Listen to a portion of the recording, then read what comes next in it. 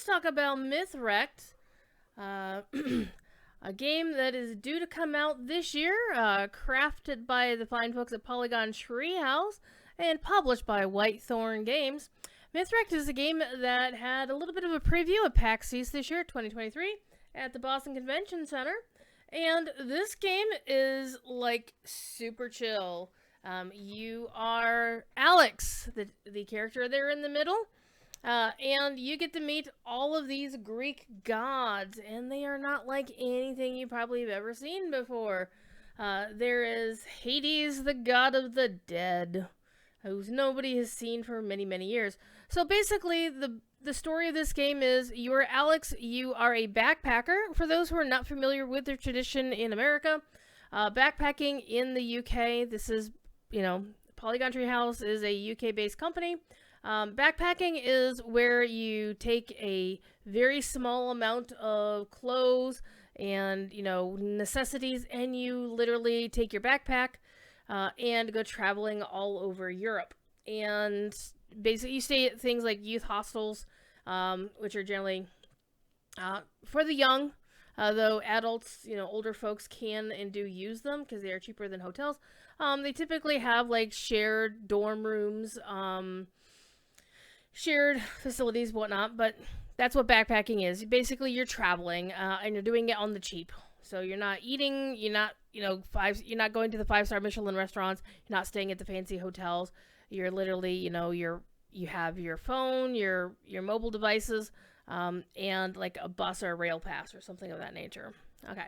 So anyway, this game, Mythwrecked, is you're Alex, you're world weary, and you want to get away for a while. So Alex is on a ship, I'm guessing, and as by the shipwrecked, Mythwrecked, very nice little pun there. You are stranded on this beautifully gorgeous Mediterranean-style island, and you don't know what's going on. So, as you're traveling around, you will meet the gods, but they don't remember who they are. Your cast includes Athena, right there, the nerdy person. Athena is apparently non-binary. They use they/them pronouns, which I find very fascinating. And that's Poseidon, the chill god of the sea. Pretty zen, pretty, I'm just gonna, hang out with the waves. You also have Hephaestus, who is the god of invention, and he is in a wheelchair. So he had to cobble himself a new means of transportation. Then you also have Aphrodite, the god of love, who is often fairly lonely, according to their information. You also have Ares, the god of war. There's Hephaestus right there, also known as Vulcan in the Roman tradition. And basically, your job here is to go around and solve puzzles, find mementos, and help the gods remember who they are. A little bit of modern sensibilities here. The cast is an extremely diverse cast, but it's not diversity for the sake of diversity. It's just, diversity because it's there. These are people. These people aren't generally blue in skin tone, but in general terms, the cast is diverse because that's how people are. And I really appreciate that about the game. So you can learn more about the various gods on their website, mythwrecked.com. And they discuss all the various gods, like Hermes is the long-retired messenger of the gods and lives life at a more gentle pace this day. A little bit of a gentle giant. He doesn't like to leave his beach. Kind of chill. And then you've got, as I mentioned, Aphrodite, the god of love. Ares is about the closest they have to a toxic personality. And it's basically on how he's trying to improve himself. So he's wearing like military style fatigues, and looking more like a warrior, but he's also, steadfastly loyal to his long-suffering friends, and he's trying to get better, right? So basically, the final couple we haven't discussed is Zeus and Hera, the leaders of the gods, and referred to here as the ultimate power couple. And they're basically, they love to throw these massive, amazing parties, and it's like, kind of like, yeah, we don't want to do this anymore. But they do love one another, and, you know, they're willing to do what they got to do. But in general terms, Alex is just your normal human, and in the game that I was playing, the early on segment that I was playing, she was very much like, what the heck is going on here? Why am I on this crazy island? Who are these crazy people? What's going on? So the functional gameplay of the game is that you're wandering around and you're solving puzzles. Now, you need to, the game will tell you, like, okay, you need to do this to get to this, and it's very helpful in as much help as you need. The game does have options for accessibility. There's not something that's necessarily going to make it more difficult. There's no real, you know, oh my god, you have to be, you know, this well skilled, or you have to be able to do Twitch, Twitch reactions, Twitch reflexes to be able to accomplish things. So the game is intended to be completed by anybody. And I really do like that about the game. Again, one of the other things I like about games in general are the ones that are welcoming to anybody. Like the people in this game, you know, Alex looks like a real person.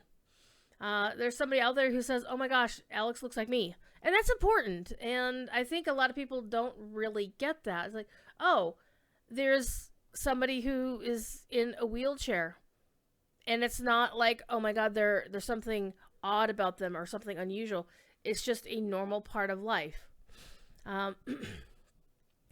Now, the game itself does function based on the stories about the Greek gods. So it's like, well, why don't you include other gods? Well, the Greek gods are probably the ones in terms of mythology that are most well known to many people in America.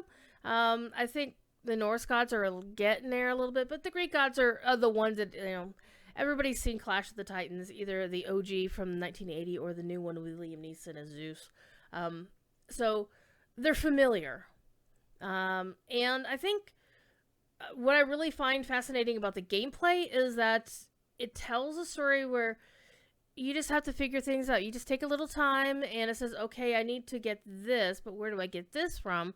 And also there's a really cool, unique day-night cycle where some things are not available during the nighttime or during the daytime. So that you have to be on one or the other in order to accomplish your goals. Now, most of the screenshots are set during the day, and that really is gives you the best kind of lighting. But the nighttime was gorgeous in this game. When I got to the point where Alex was like, okay, I need to find shelter for tonight, and that was the thing. So this game, for if you're looking for a puzzle to play that's really super chill, there's no combat in this game. It's just literally figuring things out, making friends, making notes, and trying to figure out which person said which, and then leading yourself through the story.